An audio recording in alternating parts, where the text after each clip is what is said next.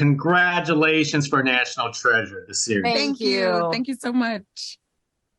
So, in your words, what makes you think that National Treasure is so special to put on as a series? Zuri, why don't you start first? Yeah. Taking something from films and making a series of it, I think it's just an opportunity to have little mini movies. We have 10 episodes and each one is absolutely action packed.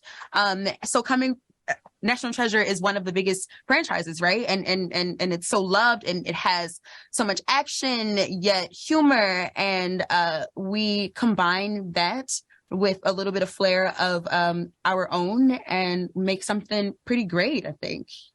Yeah. How about to you, Lyndon?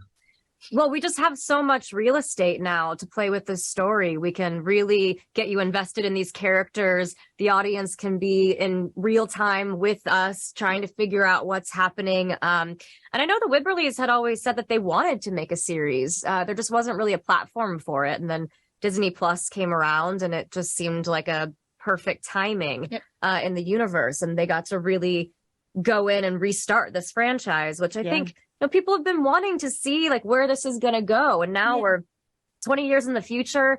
We're still in this world. All of your beloved characters are still there. And now we just kind of get to set out with a young, hip, diverse, modern group of treasure hunters and put it in present day. Yep.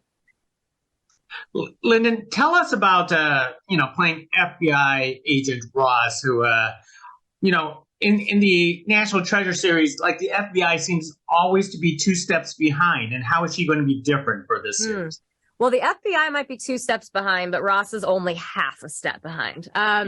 She's she kind of has to set out and do this on her own. She has a boss who's telling her not to follow these leads. So she doesn't really have any allies. She has nobody in her dugout, but she has a hunch.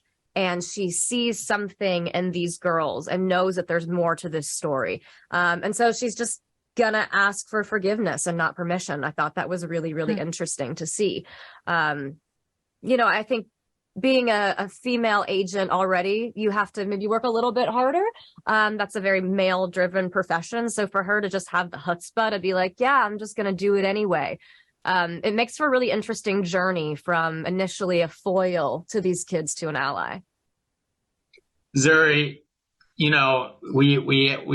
have to update the National Treasure series, of course, with a social media influencer like yourself and a tech person.